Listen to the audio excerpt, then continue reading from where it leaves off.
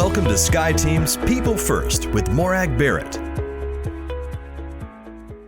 Ashley Williams is the leading millennial and Gen Z content marketing strategist, spokesperson, consultant, and global speaker for brands that want to reach younger generations. Ashley is the founder and CEO of Rizar, a technology-enabled content marketplace. Through Rizar, brands are able to find and work with millennial and Gen Z content creators worldwide. Ashley, welcome to People First. Thank you so much for having me. Oh, I'm excited. So before we dive into Rizar and the inspiration behind the company, I actually want to take you back to the beginning. So when you were at elementary school, and, you know, like we all do, we have dreams of what we want to be and do when we grow up. So aside from maybe princess, I don't know, or in my case, space explorer, what did you want to be when you grew up? Honestly, I wanted to be a singer, but I couldn't sing a note to save my life. And I also wanted to eventually I went into acting since I figured, well, if I can't sing, I can still somehow do entertainment of some sort. Okay, so did you take part in school plays and things? I did. And one of my most notable roles was Abigail in The Crucible, which was completely opposite of my personality. But it was very nice to play her. And we had the same initials, so it was great. And that was a musical? It was a play. I feel bad. I can't remember the playwright right now, but it was around like witchcraft and like. Oh yeah, I know the story because I ironically had to study that at high school. The Crucible, you know, you had to make all your little notes and write the essays about the motivation, what's going on, and the historical context. But I wasn't sure if it was a musical or just a stage play. Oh yeah, yes. But no, they didn't want me to sing. Oh, I was going to say. A step too far, perhaps. So here's the thing. I was doing some research and looking at your story, and on the website you talk about one of the inspirations for Rizar was, as a teenager, struggling to find your voice, which, given that you were a singer and an actress and so on, help me understand what the struggle was and then the inspiration that brought you to founding Rizar. Yeah, you know, I think it's interesting. It seems like at some points for many people along our journeys, when as a kid, we seem so hopeful and so certain of ourselves and our capabilities and that anything is possible. And then as you get older, it's almost like kind of the world tells you what you are, what you're not, all these different things.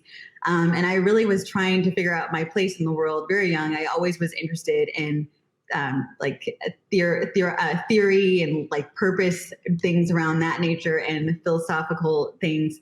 And so I really was trying to figure out, like, why am I here? And in the middle of that, I also was dealing with like regular things that kids deal with like bullying and also just friendship issues. But I think just overwhelmingly, it just felt like I wasn't enough, or like constantly trying to feel like I was enough. And also that I knew what I was here to do, or at least feeling like I was capable of doing that and getting towards that realm. So it's interesting because that takes courage to form your own company. And if at the back, I know I've been living it for 13 years, and that imposter syndrome, that voice at the back of your head that says, well, I'm not enough, or I don't have a voice, or why me? How do you turn that down then and find the courage to launch a company like Rizar?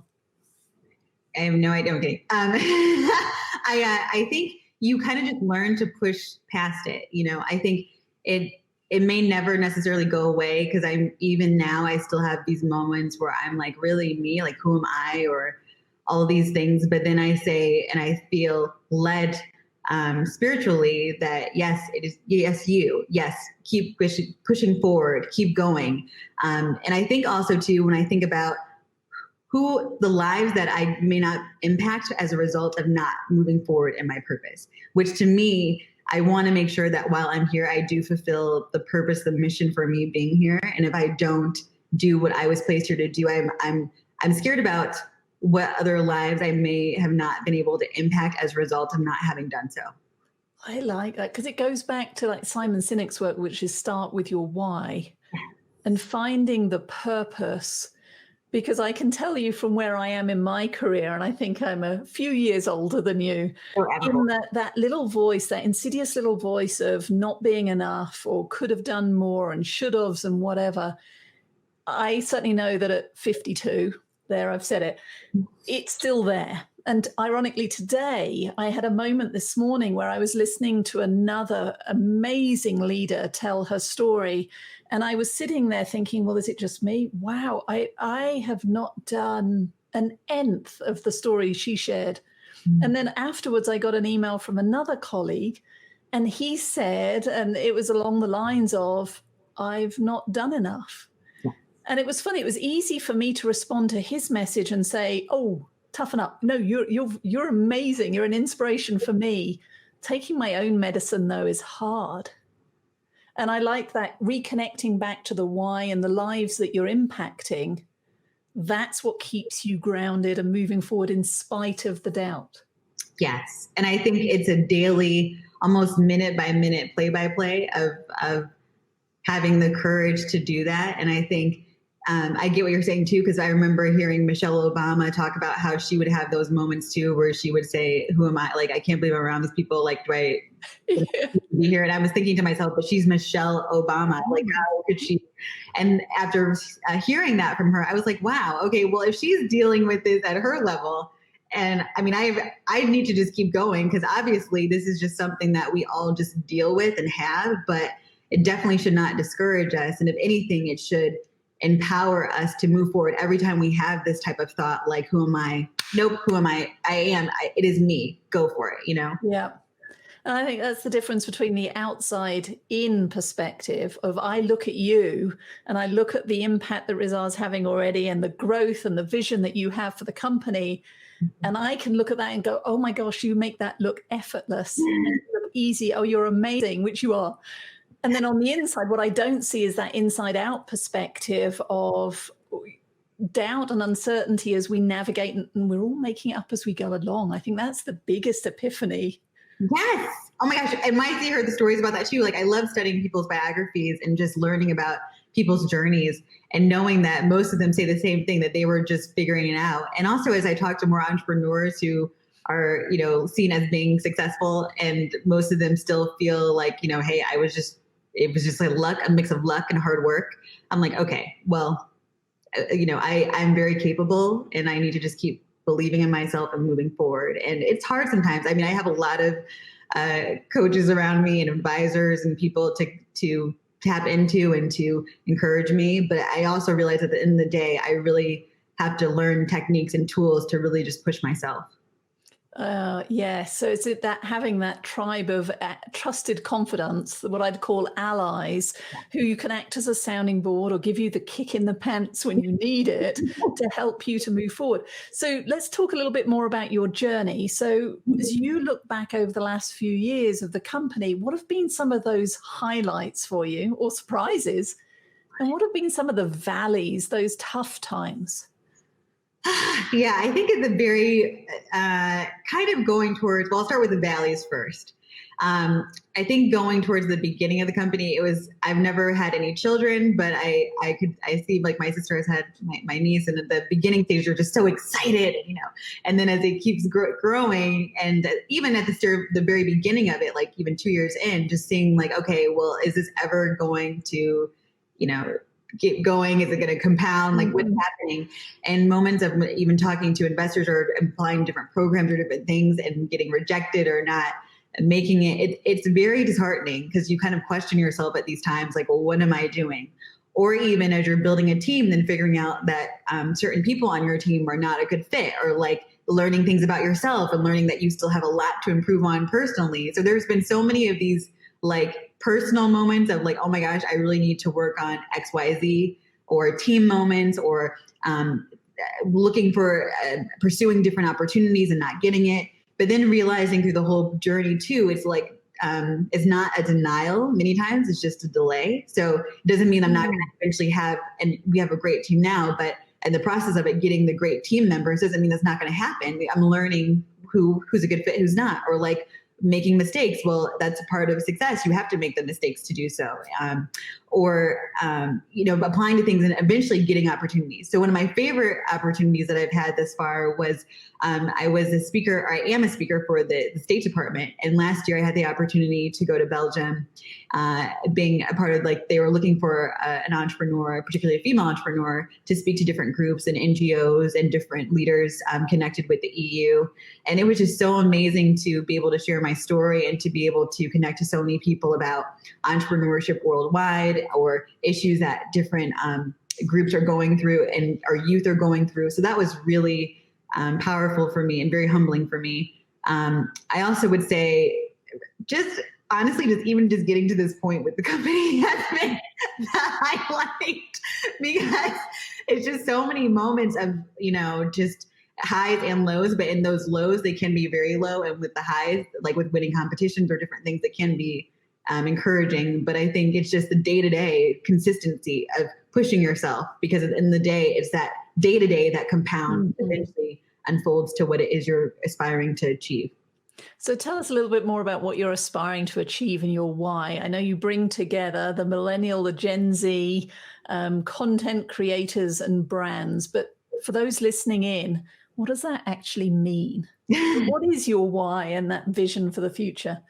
Yes, especially because sometimes millennials and Gen Zers are considered this weird group we are, which we are. I would say we're very different people in some senses. But at the end of the day, I think we do have a lot of things related to values and purpose that is so important to us with making this world a better place. And so for me, I have found that I love creating content, and all the journey from being a child up until now, it's been all about storytelling, telling stories, even through these songs, and finding different words or different themes within the songs to tell a greater truth, a greater story, and to really encourage people. So through our content, the ultimate goal is to really shape how you see themselves and changing the world.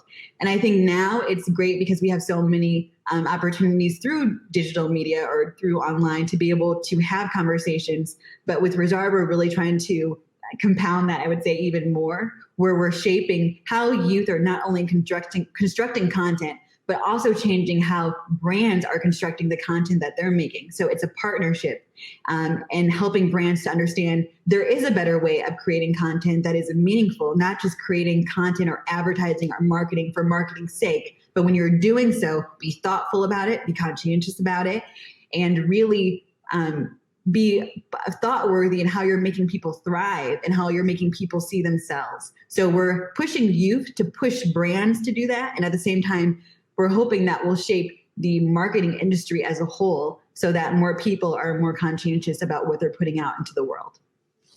Seems like we've come full circle.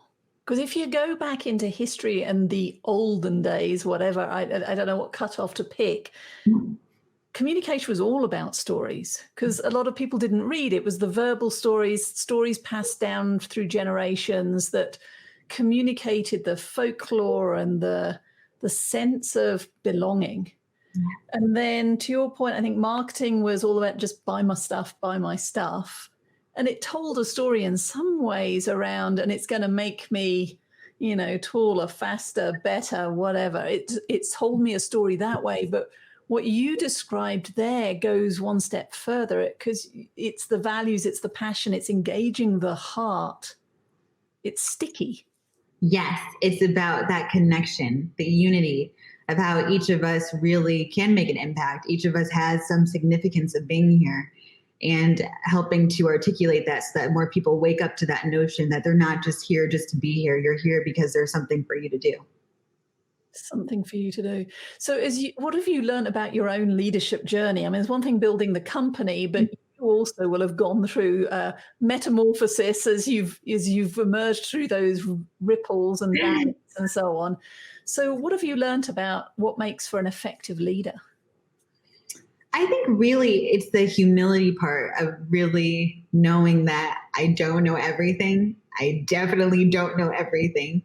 And I really want to be, I know I have to have a vision, and there needs to be a person to have a vision to steer the ship, but there also needs to be moments of being coachable or being moldable and understanding what other people have to say, or what if there is a better way. So I think it's about having this gumption to be able to lead with that vision and to stay as you're making that your North Star, but at the same time being open and willing to change when needed so that you can not only help other people to have courage to have a thought, to speak up and to say what their truth is and to say their opinions, but to also be able to empower them to become their own leaders as well. Mm-hmm. So I recently posted an article about a problem that I have. You can consider it a bit of a philia, but essentially it's buying books and then not getting around to reading them. Yeah. But I know I've got a whole stack of them. And I know you'd mentioned earlier on your team of trusted advisors, coaches, and mentors, but my sense is that you're also an avid reader. So when you think about the books that have been influential for you, which is one that comes to mind for you?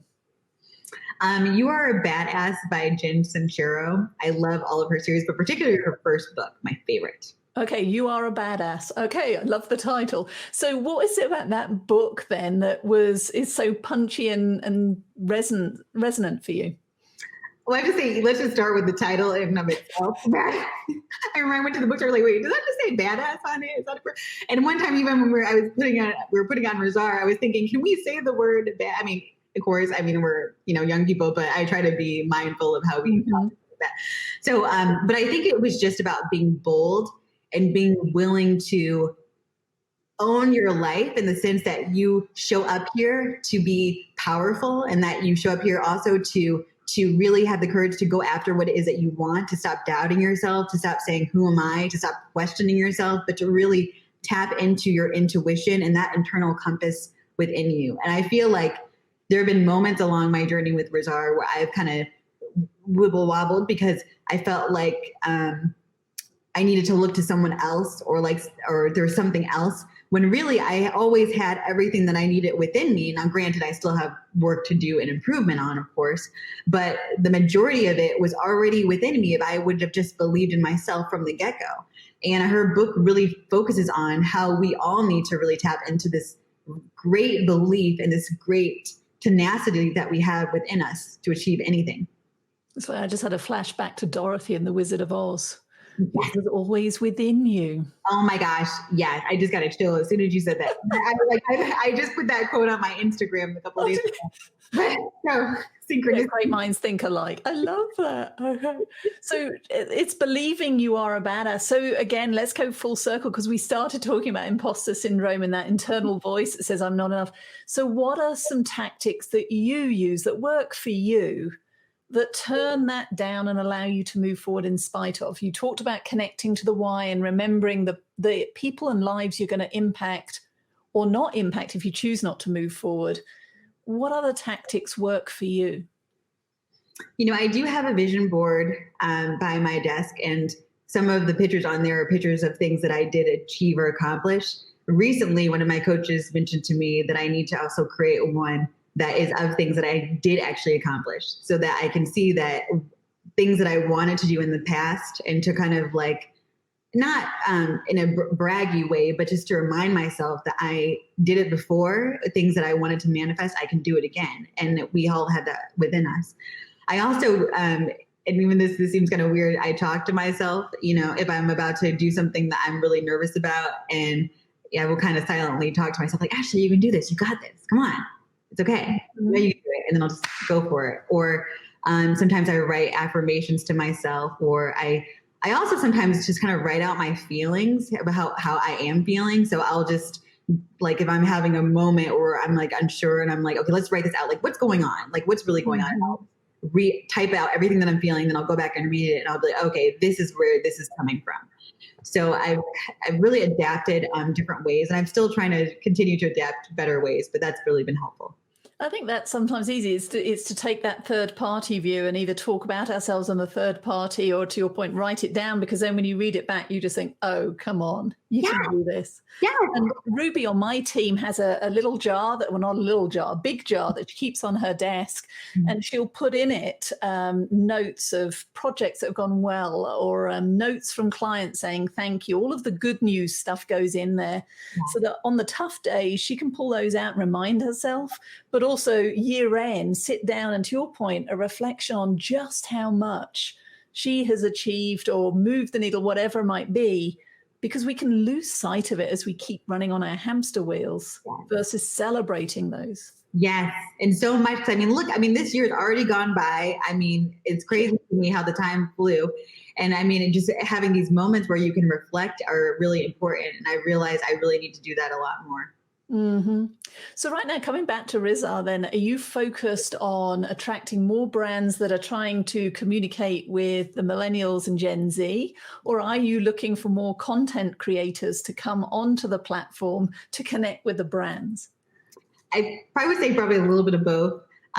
Just the other day, I was actually talking to some students from my alma mater, USC, University of Southern California, about opportunities with Rizar. So I'm also very mindful that I really want to help young people to build their portfolio and to be able to go into careers and endeavors that they want to pursue through, hopefully, Rizar being a catalyst, and then with brands as well, helping them and bringing more of them on so that we can grow.